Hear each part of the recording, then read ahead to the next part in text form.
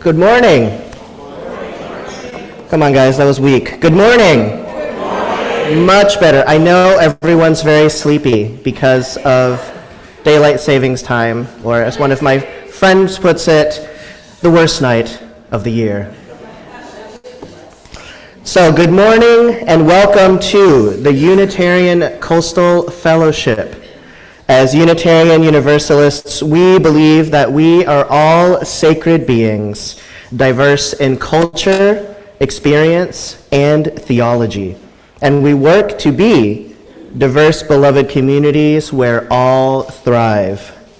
I am the interim minister here, the Reverend Micah C. Ma, and my pronouns are they, them, and theirs. With me today are worship associate Jason Pesch, choir director Tom Cullison, Children and Families Ministries administrator Sarah Grenier, and accompanist Megan Smith. Looks like we have Dan and Karen on tech today. Thank you so much for making things happen for the folks on Zoom. Folks on Zoom are back there. That's where the camera is. Hello, Zoomland. We'll find out who you are in a minute.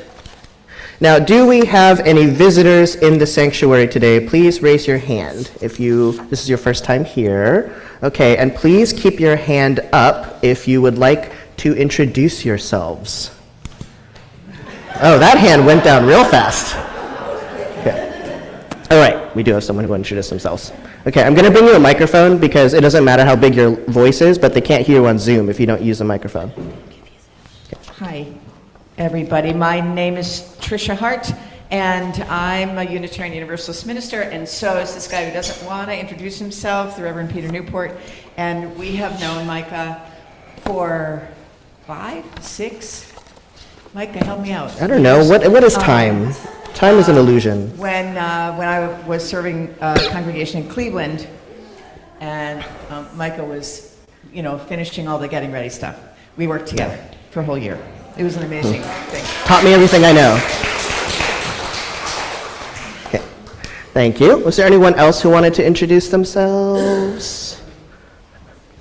No? Can you pass this microphone to Dan for me so Dan can tell us who's on Zoom today? Oh, is that what this random list of names was? I was like, what is this? So we have Laura Ward, Mary Anna, is that Mary Anna Newman, Mary Anna? Wonderful. Kay and Daryl Lynch, Kari Matheson, Edwina Eubank, and Sabrina Roble on Zoom today. Great. All right, and now we have a few announcements. Can I have a volunteer up here to help me with the squirrel? All right, Marilyn's going to help us with the squirrel. So far we have collected $54,870 in pledges toward our $155,000 goal. That's the acorn at the top of the tree. We are motivating, incentivizing that squirrel. So can you move the squirrel a skosh? A skosh. Just a skosh.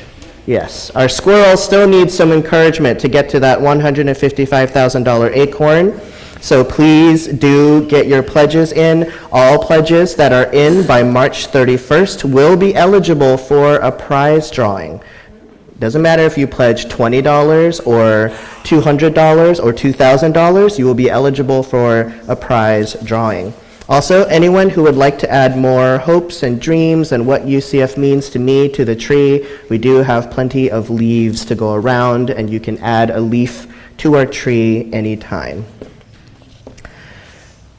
We have migrated to a new email platform for our email newsletter, The Wave. So those of you who are subscribed to The Wave should still be getting it as usual. You may notice that it looks a little different. If you haven't been getting The Wave, do check your spam filter to see if it ended up in there somehow. The Wave is an important way of staying up to date on the many, many, many things that are happening here, so please do read it. And I'm going to invite Tom Cullison up for our next announcement. Good morning. I'm here representing the nominating committee, which is myself, Mark Thomas, and I would like... How's this? Can you hear me now? Good, because I got to sing in a minute, and I want to make sure this works. Nominating committee is responsible for presenting candidates for various offices to the congregational meeting in June. And it's extremely important that we have excellent candidates to keep this going. As you all well know, those who've been here for a while, this church was dreamed about, brought into reality, and fully paid for by this congregation through a lot of hard work and a lot of really good leadership by many of us in the room here that took us to this point. And it's vitally important, if we're going to go forward with all the new faces we see in here, that we continue our tradition of excellent candidates for the Board of Trustees and for the Leadership Council. And this year, we're looking for nominations for Vice President for next year. And the expectation is the Vice President will serve for 2 years and then move into the role of President, and for the role of Leadership Council Trustee. Now, the Leadership Council Trustee does not have to be a member of the Leadership Council. Traditionally in the past, it has been, but not always. So if you're interested in either of these positions, please contact myself or Barb, and we will discuss with you what might be involved. You also, if you're considering the vice presidential nomination, talk to Susan, talk to the other members of the board, and just get a feel for what it's like to serve on the board. I can tell you from personal experience, it's extremely rewarding, and you end up with something like this. Thank you very much for your consideration. And finally, I'd like to invite everyone in the sanctuary to please silence your cell phones, and all those on Zoom to please turn off your camera to conserve bandwidth. And once you've done that, I invite everyone to please turn and greet your neighbor. Say hi to someone you don't know yet.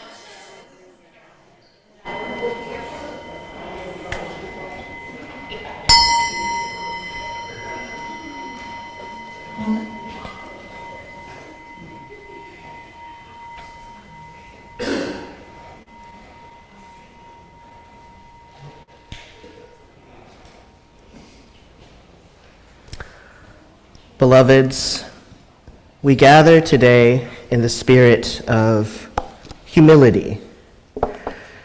We gather this morning open to receiving wisdom. Wisdom from the trees and the birds, wisdom from the dolphins and the crabs, wisdom from children and elderly.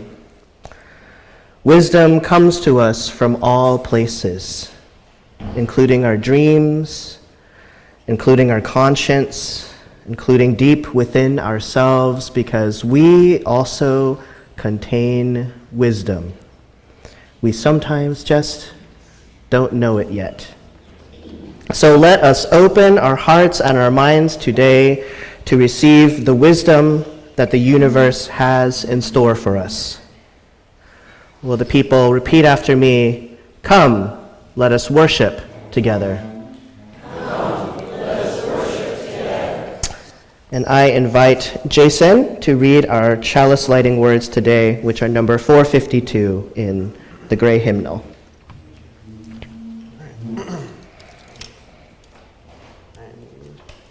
My glasses. All right. Life is a gift for which we are grateful. We gather in a community to celebrate the glories and the gift. Celebrate the glories and the mysteries of this great gift. And that is by Marjorie Montgomery.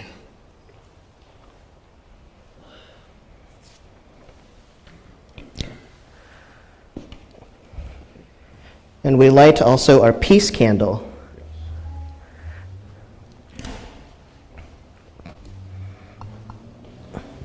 We light our peace candle to remind ourselves that peace is a process that requires work, that peace is not merely an absence of conflict, but the presence of justice.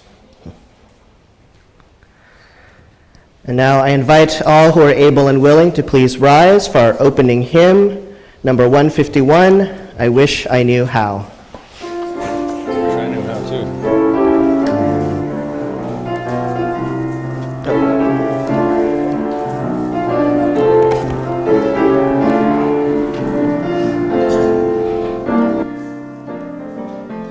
I wish I knew how it would feel to be free. I wish I could break these chains holding me. I wish I could say all the things I could say. Say 'em loud, say 'em clear for the whole world to hear. Say 'em loud, say 'em clear for the whole world to hear. I wish I could share all the love in my heart. Remove all the bars that still keep us apart. I wish I could sing all it means to be me. Then you'd see and agree everyone should be free. Then you'd see and agree everyone should be free. I wish I could give all I'm longing to give. I wish I could live like I'm longing to live. I wish I could do all the things that I do. Though I'm way overdue, I'd be starting anew. Though I'm way overdue, I'd be starting anew. I wish I could be like a bird in the sky. How sweet it would be if I found I could fly. I'd soar to the sun and look down at the sea. Then I'd sing 'cause I know how it feels to be free. Then I'd sing 'cause I know how it feels to be free.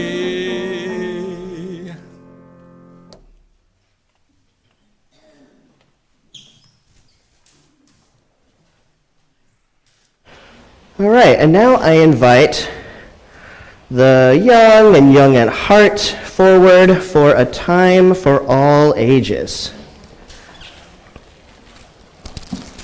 Come on, you're not going to find out what these popsicle sticks are for unless someone comes up here. All right, you all can sit on the floor or in the chairs or All right, who else is going to come up here? If I sit on the floor, will that make everyone more comfortable? I don't promise I can get up off the floor. All right. Who's up here for the time for all ages? You came up? All right, popsicle stick for you. Popsicle stick for you. Parker, right? Yeah. Yeah, remember that, right? All right, Joellen's here. And Sarah's here for time for all ages. All right. Oh, you're taking one too. Okay, here you go. Okay, so what you're going to do with this popsicle stick right now is you're going to break it. See if you can break it with one hand even. One hand? Yeah, I don't know. Use two hands, one hand. Ooh, there you go. Popsicle stick. Broke it. Yeah, you broke it. It's pretty flimsy, right? Okay. Now I'm going to give you two popsicle sticks. Okay. All right. And two popsicle sticks for you, and two popsicle sticks for you. This time for all ages does come from Sarah Grenier, by the way. Told me that. She does this in Scouts. All right, so go ahead and break your two popsicle sticks. See if you can break them at the same time. All right, did that feel different when you were breaking two together as opposed to one?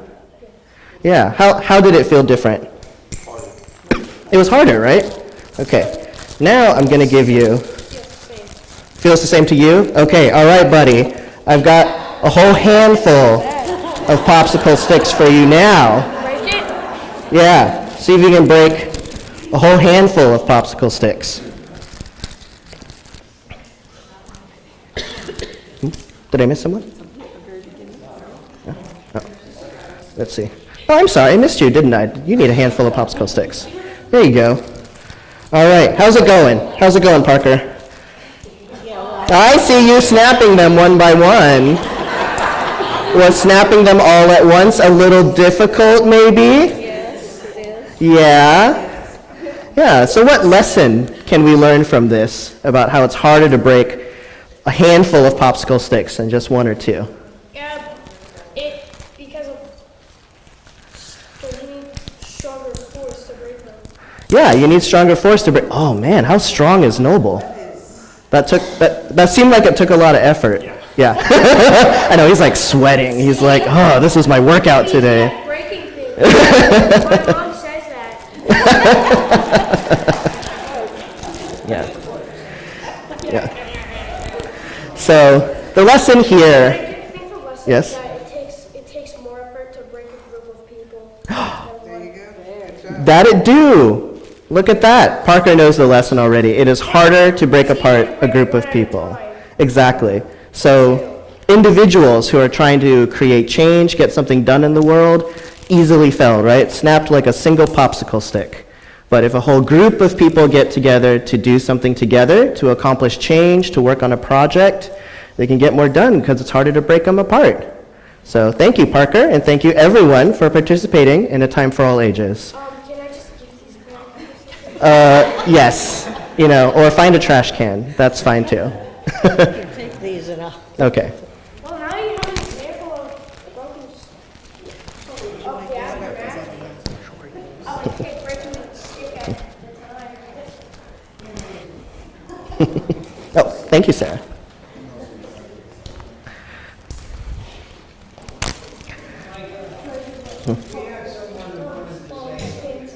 Oh.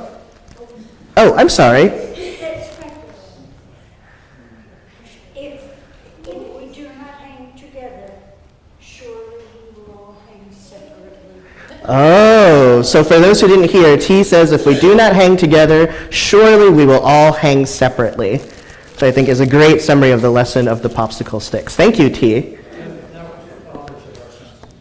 All right. And now, every week, we also make some space and time to celebrate our joys and our sorrows. As a French philosopher once said, we are spiritual beings having a human experience. Yes.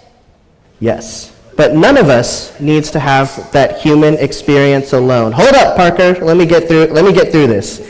When we share our joys, they are multiplied. And when we share our sorrows, they are lightened. Thanks for letting me get through what I needed to say, Parker. All right, in a moment, Megan's going to play some beautiful music for us, and then I invite everyone who's able or willing to get up and line up against the far wall over there by the triptych and come around front to where we have our basket of shells and stones and sea glass, and take as many or as few as can represent whatever is on your heart, and leave them in the glass chalice of water. If you have a personal joy or concern that you would like me to read aloud to the congregation, we have some slips of paper there. You can write a note, put it in the basket, and I will read it aloud once I have read our world and community joys and concerns.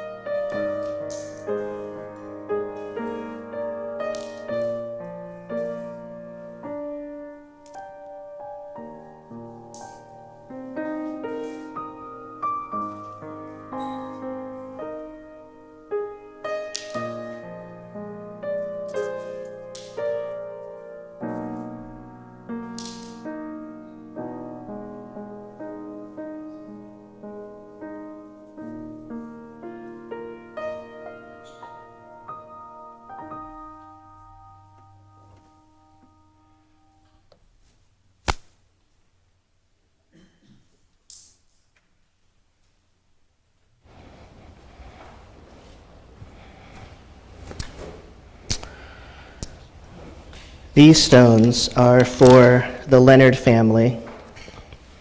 Nathaniel, Sue Ellen, and their 2 children were in a horrific car accident on Sunday night. Nathaniel is the senior pastor at First Baptist of Morehead City, and Sue Ellen, who I just learned passed away yesterday, is a teacher at Camp Albemarle. Their 2 children have since been discharged from the hospital and are back home in Carteret County, while Nate remains hospitalized in Greenville, and we hope for Nate's speedy recovery.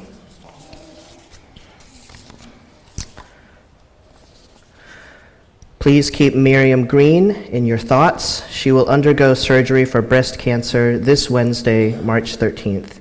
Send lots of love and healing thoughts. Where's Miriam?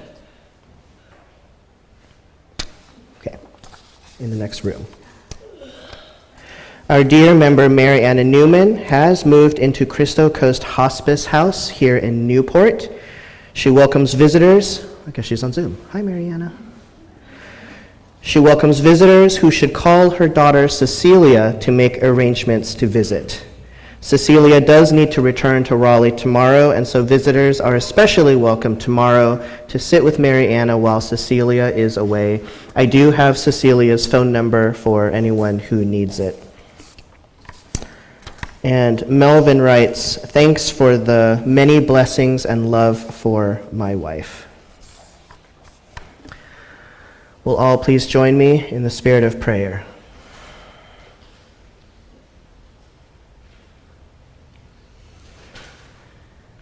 To that great spirit in the universe, that which moves in and among us, we cry out with all of our sorrows and our lamentations.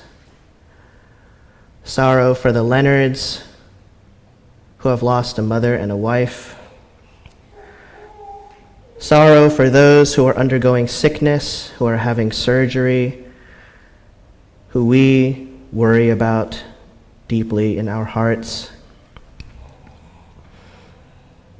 And we reach out with as much compassion as we can muster, even though we ourselves are weighed down by sorrow and grief and sadness from all of the things in this world, war and famine and disease, climate change, gun violence. Still, we reach out again and again and again, for we understand that though covenant is broken, and that though covenant is broken over and over again, still we owe something to one another. Still, we hold in our hearts and our hands and our mouths, on our tongues, compassion and love and mercy and blessing for all in this world who need it. And goodness knows we all need it.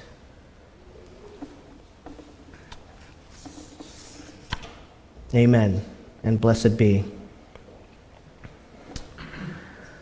We are now going to sing our little ones over to the next building for their activities with the blessing song.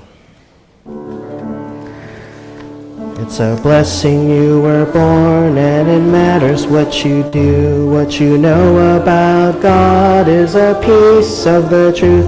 Let the beauty you love be what you do, and you don't have to do it alone. It's a blessing I was born, and it matters what I do. What I know about God is a piece of the truth. Let the beauty I love be what I do, and I don't have to do it alone.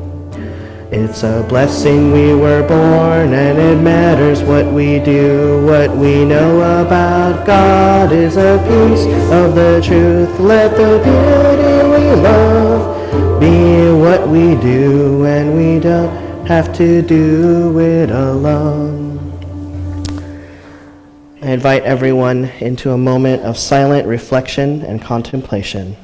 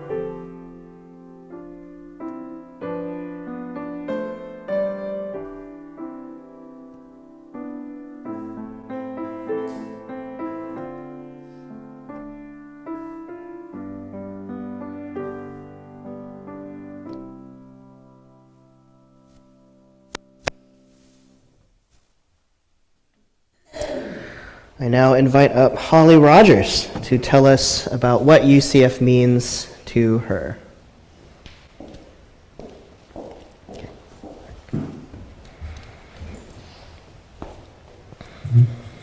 Good morning.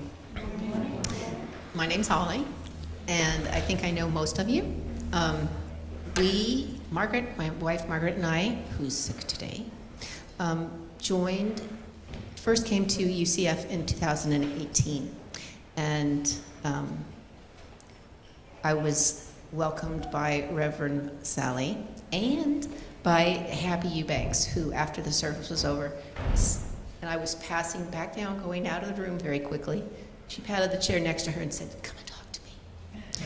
And I thought, so sweet. I mean, even I couldn't turn it down, you know. So it was the beginning of meeting some really lovely people in our congregation, some of who are still here and some who have joined us since then. When the shutdown came in 2020, Margaret's mother was living with us and had dementia, and it was a tough time for everyone. But our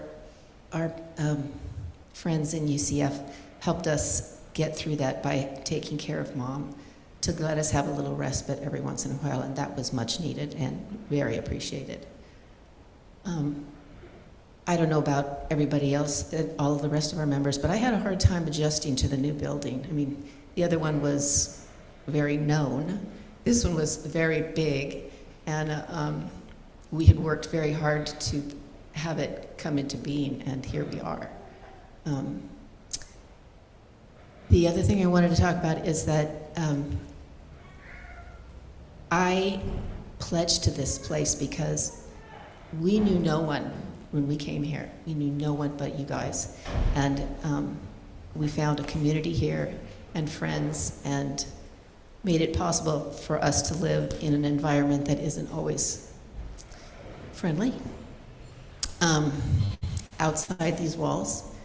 And we cherish all of you, and our pledge always reflects that. Thank you.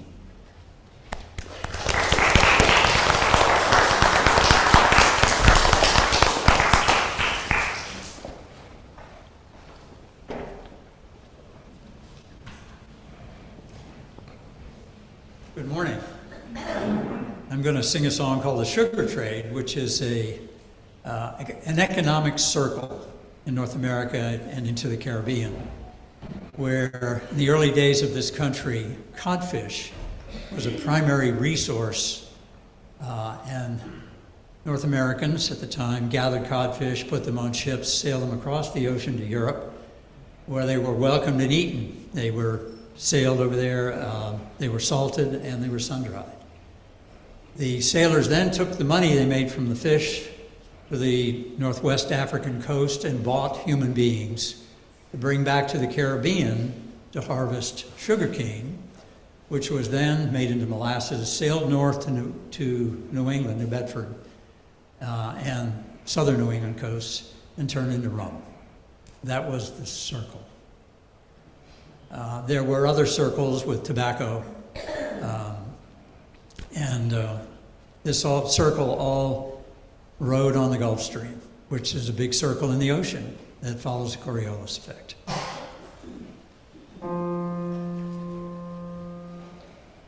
Back when the earth was a silver blue jewel, back when my grandfather's father was young, men of these shores made and gave up their lives, pulling out fish from the sea, while down in the African slavery trade, they were stealing young men to cut sugar cane, rum to New Bedford, and codfish from Maine. They were building a wall that will always remain. Oh, the crown and the cross, the musket and the chain, the white man's religion, the family name. 200 years later, and who is to blame? The captain or the cargo or the juice of the sugar cane? The dory man, he knows when the riptide will run. He sets out his nets and he waits for the sun. Thinks of his family and drinks of his rum, and he waits for the codfish to come. It's the same goddamn ocean that keeps them alive. It will swallow you up, it will let you survive. It will heal you and steal you and take you away, like a note in a bottle with nothing to say. Now back when the earth was a silver blue jewel, back when my grandfather's father was young, men of these shores made and gave up their lives, pulling out fish from the sea.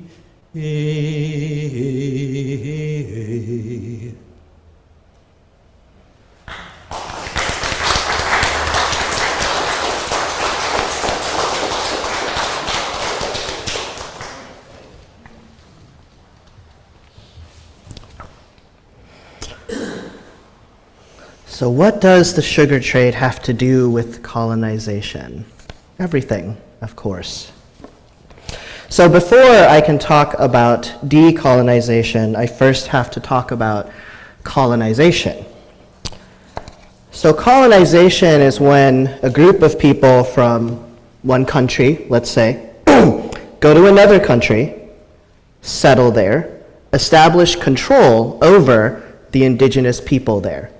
So, for example, colonists from England established the 13 colonies that would later become the United States of America. That means people from England came to what was then called the New World. This was just the New World. Not just to visit, but to live here, settle here, and establish control over the indigenous people here. So those were the Native Americans. And it wasn't just the English. The French, Spanish, and the Portuguese also colonized the New World. There were already people living here when the Europeans came here, and over the course of a few generations, the colonists killed them, enslaved them, and drove them onto reservations. This didn't just happen in the Americas, it happened in Australia, New Zealand, Asia, and every African country except for Ethiopia. Way to go, Ethiopia. So here's the thing about colonization, that when colonizers arrive at a place, they of course bring all of their stuff. And some of that stuff is stuff like guns and horses and diseases and railroads. They bring their ideas and their inventions and their languages. Some of it isn't all bad necessarily. I personally think railroads are pretty cool, love public transit. I also do like a horse, although I also find them very large and intimidating. But a lot of what the colonists brought with them was pretty bad, honestly.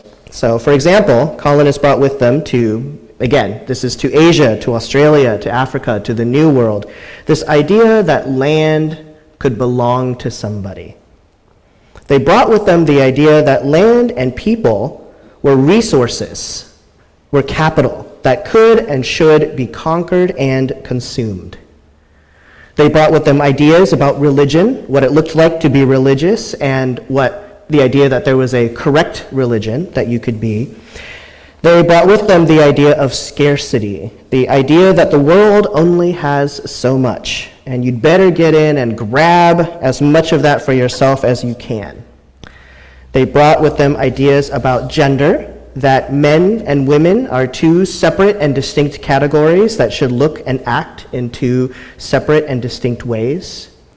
They brought with them ideas about race, that some people are better than other people because of the color of their skin, that some people are just, naturally inferior, obviously. The indigenous people of these lands, of Asia, of Africa, of Australia, of the New World, did not necessarily have these ideas before the colonists came and introduced them.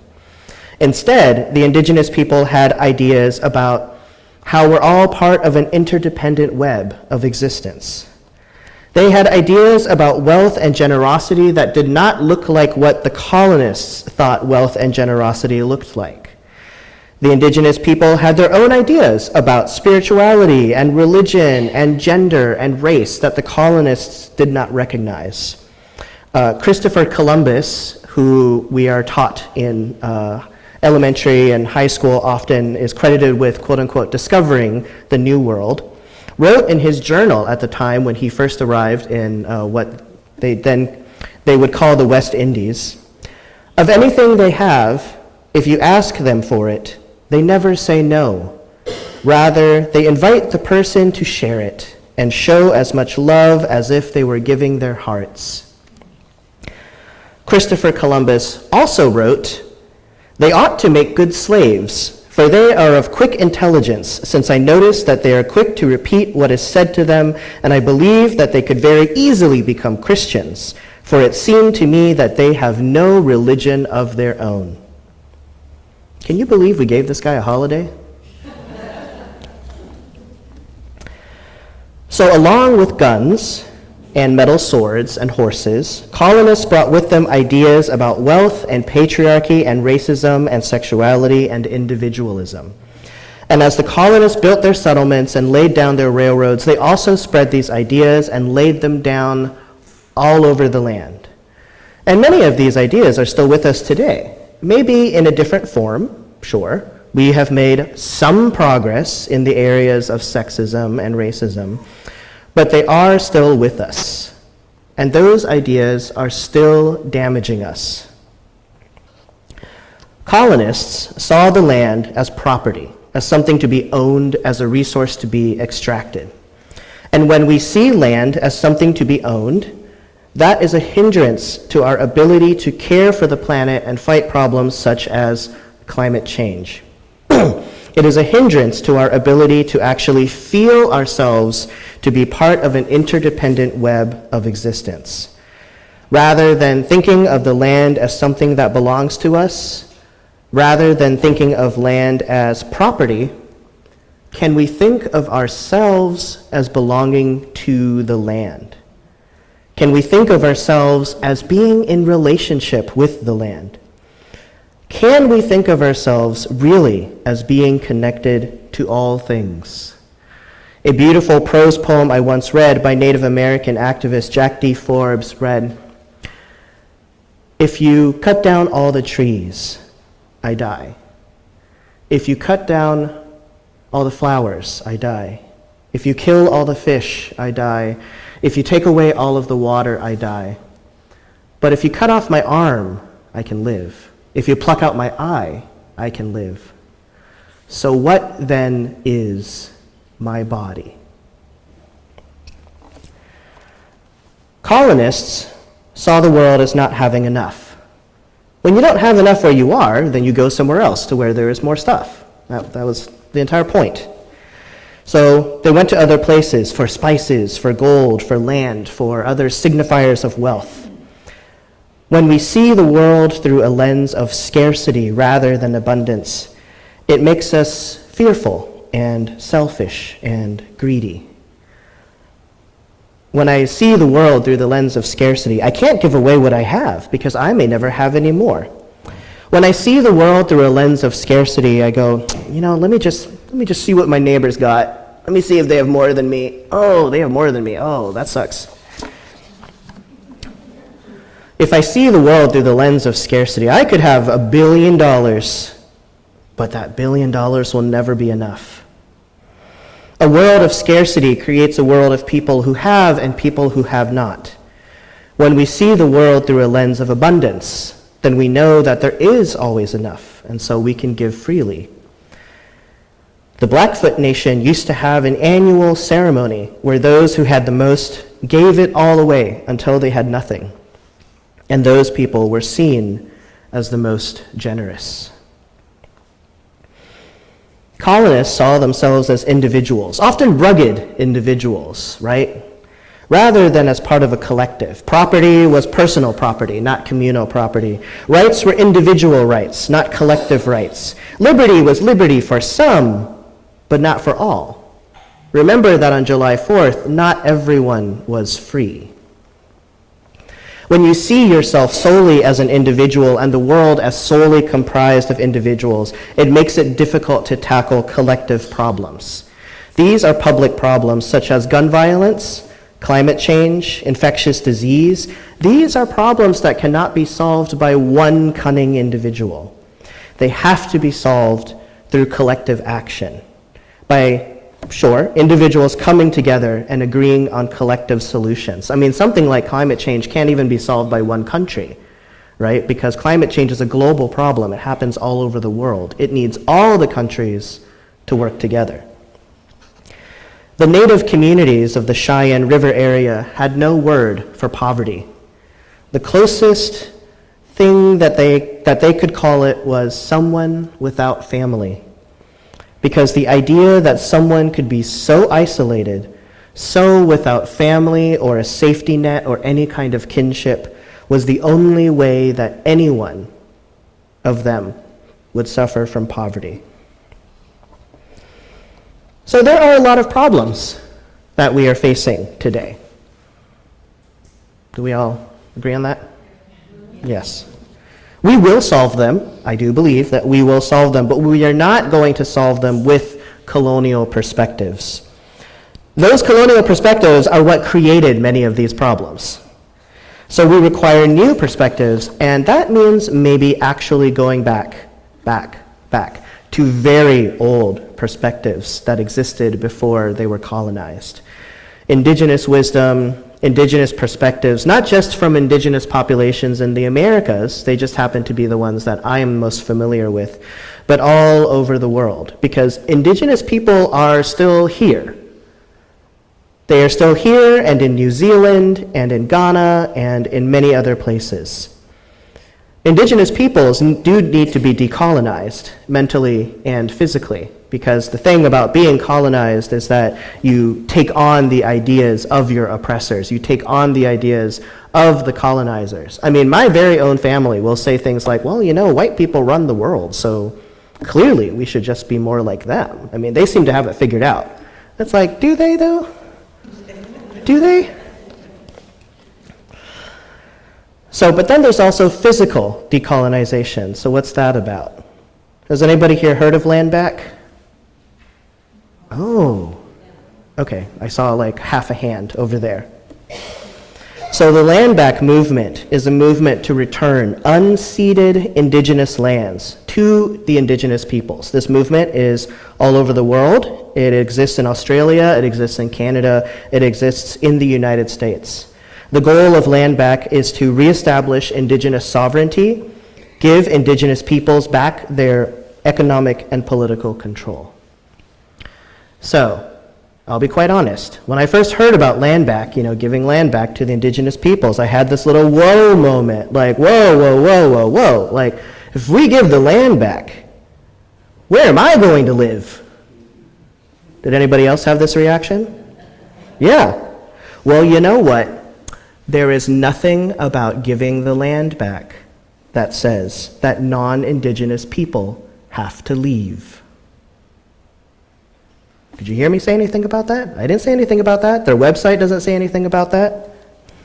And when I realized that was when I realized that I still have a lot of colonial thinking in me, right? I still have things that I need to work on, because if I can't conceive of us all just sharing the land, if my fear is that they're going to treat me the way I have treated them, I mean, this land doesn't even belong to us anyway. This land doesn't really belong to anybody. We belong to this land. So I still have a long way to go. We all still have a long way to go.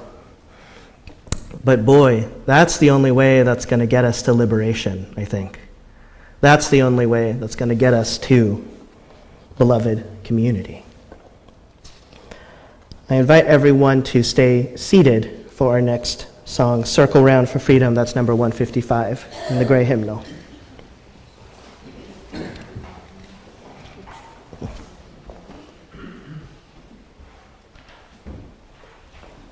We'll sing this through twice.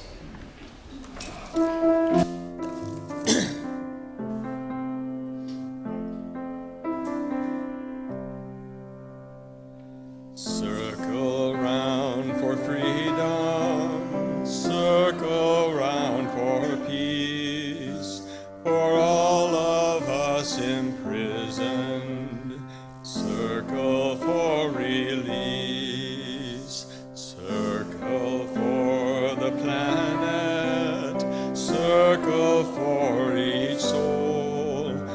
the children of our children. Keep the circle whole. Circle round for freedom. Circle round for peace. For all of us imprisoned. Circle for release. Circle for the planet. Circle for each soul. For the children of our children. Keep the circle whole.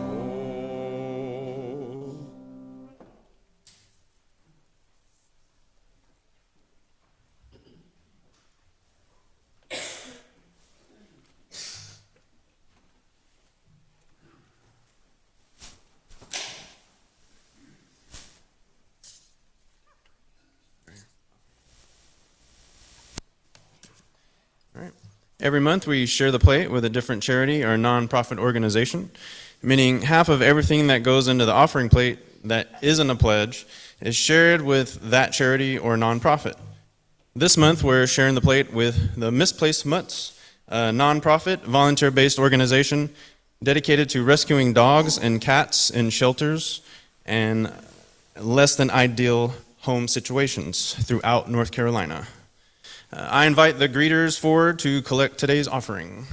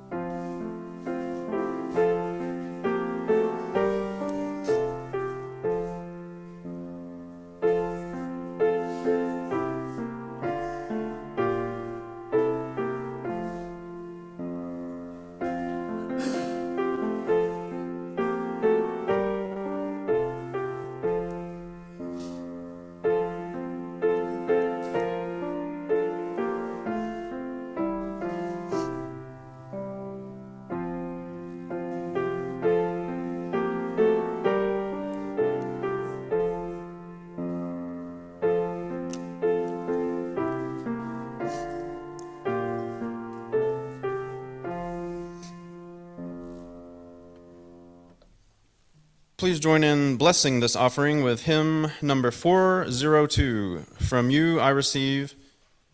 We'll sing it twice. From you I receive, to you I give. Together we share, and from this we live. From you I receive, to you I give. Together we share, and from this we live.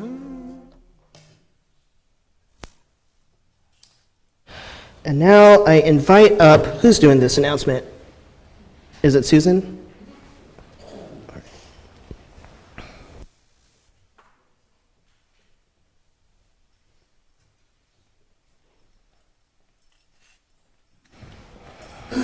Susan has an announcement for us. Good morning. I'm Susan Fetzer, President of the Board of Trustees.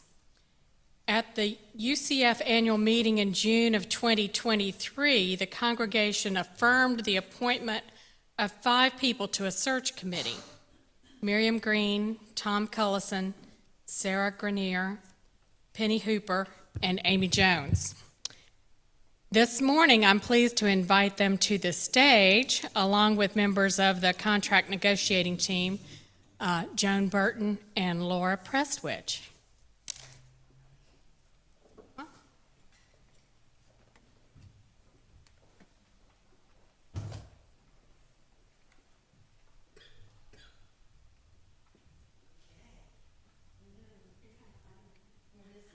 We're missing people. Yeah, Sarah's with the children, and I think Laura's. Oh, Sarah's with children. Laura Presswick is also missing. Penny Hooper is out of town. So those are other members of the search committee and the contract negotiating team. So what we have here are Joan Burton, Tom Collison, Susan Fetzer, and Amy Jones, and I'm Miriam Green. I'm also co-secretary of the Board of Trustees. Can everybody hear me? Oh, terrific. Okay. So, as we know, Reverend Micah is our interim minister, and her time with us will end this July. So in June, like Susan said, you approved a search committee to go find a new full-time contract minister. The search committee, along with the contract negotiating team, has worked diligently for these months to locate, interview, research, and negotiate a contract with our new minister. This morning, we're going to do our happy dance.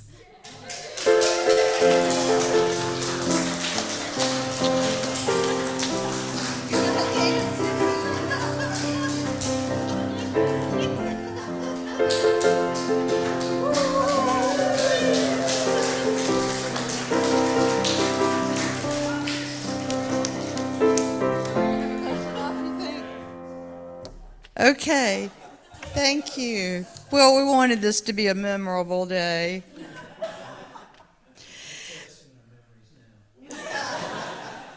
And here is our new minister, Leslie Runnels from New Orleans. She will begin her time here August 1st. It'll take just a minute. Patience. Just remember the happy dance.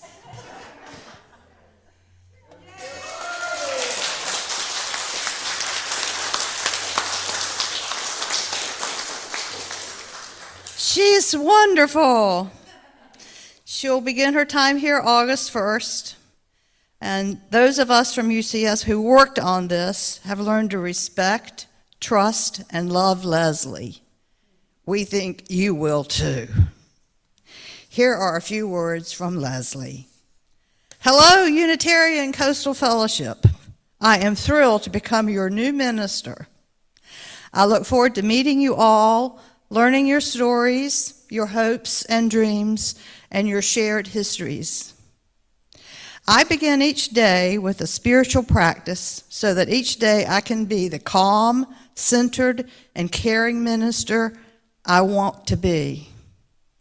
Each day I get more clear about my own growth and how we can grow our faith together.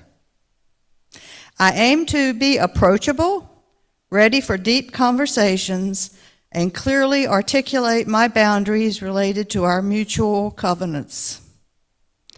I am lighthearted, love to laugh, caring, warm and compassionate, and I share my vulnerabilities with good boundaries. My family and my network of support have held my hands all the way through this process that has led me to you. I am delighted to come from my coast to your coast and see where our shared ministries can take us. See you all soon. End of quote. Many thanks to everyone on our team who made this happen. So what's next? Well, pay attention. Watch for information about in the upcoming weekly newsletter, The Wave, and in the upcoming monthly newsletter, The Coastline. You will find information there and a link and a QR code for Leslie's ministerial record. Her ministerial record is also on the bulletin board in the social hall. Your assignment, pay attention, is to thoroughly read all this material, get to know Leslie by reading the material, and come to a coffee with the board and the search committee after the service on March 24th. Whew. I think we can applaud Leslie and applaud everybody here for helping us find the best minister for us.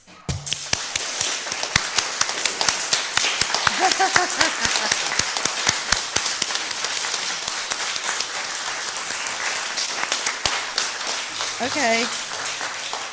Oh, we can just keep applauding. Okay, thank you very much. Back to you, Reverend Micah. Okay, I'm not gone yet. Oh, we can go sit. What? We can go sit down. I mean, or you can all stay up here if you want. I'm not chasing anybody off. All right, Jason, can you come help me extinguish the chalice?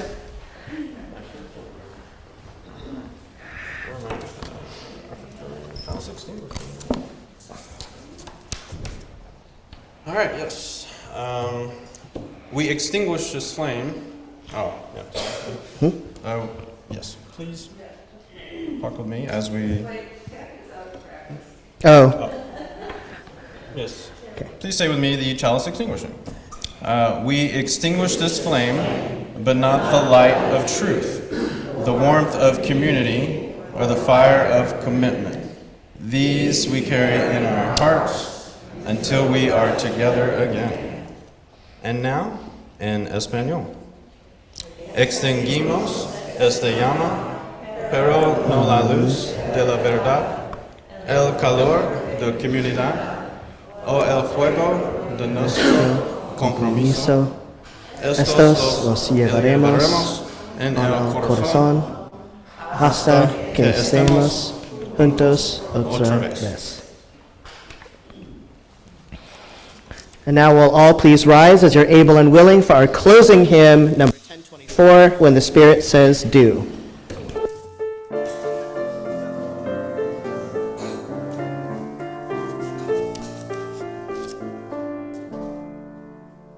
You got to do when the Spirit says do. You got to do when the Spirit says do. When the Spirit says do, you got to do. Oh Lord, you got to do when the Spirit says do. Spirit says do. Spirit says do. Spirit says do. Spirit says do. Spirit says do. You got to sing when the Spirit says sing. You got to sing when the Spirit says sing. When the Spirit says sing, you got to sing. Oh Lord, you got to sing when the Spirit says sing. Spirit says sing, Spirit says sing, Spirit says sing, Spirit says sing, Spirit says sing, Spirit says sing. You got to dance when the Spirit says dance. You got to dance when the Spirit says dance. When the Spirit says dance, you got to sing. So Lord, you got to dance when the Spirit says dance. Spirit says dance. Spirit says dance. Spirit says dance. Spirit says dance. Spirit says dance. Spirit says dance. You got to laugh when the Spirit says laugh. You got to laugh when the Spirit says laugh. When the Spirit says laugh, you got to laugh. Oh Lord, you got to laugh when the Spirit says laugh. Spirit says laugh. Spirit says laugh. Spirit says laugh. Spirit says laugh. Spirit says laugh, Spirit says laugh. You got to shout when the Spirit says shout. You got to shout when the Spirit says shout.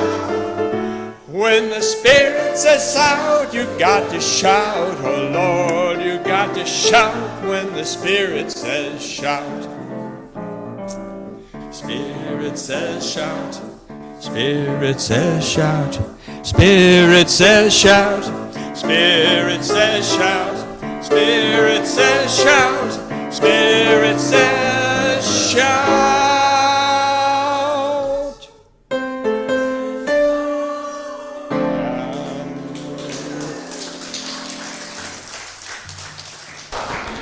All right, friends, it is our practice in this congregation to hold hands for the benediction. If you do not wish to hold hands, just move to the center of whatever blob, sometimes it's a circle, that we're about to make. Yeah, that was a jazzy. Every time I hear that song, that's literally all that shows up. Oh, okay. It's under your, I'm sitting under, my hands are like super sweaty. I probably don't want to. Okay. I mean, I'm saying you could. I mean, All right. I'll give you consent. Okay. You probably don't want to. All right, friends. Oh, look, we made I'm not sure what this is. Could be a bean. Bean? Oh, could be a bean. It's a rhombus. Yeah. What is it? All right, friends. As we go out into the world today, take your joy with you and spread that joy to others. Remember that you are a blessing as we work towards beloved community. Amen and blessed be. Blessed be.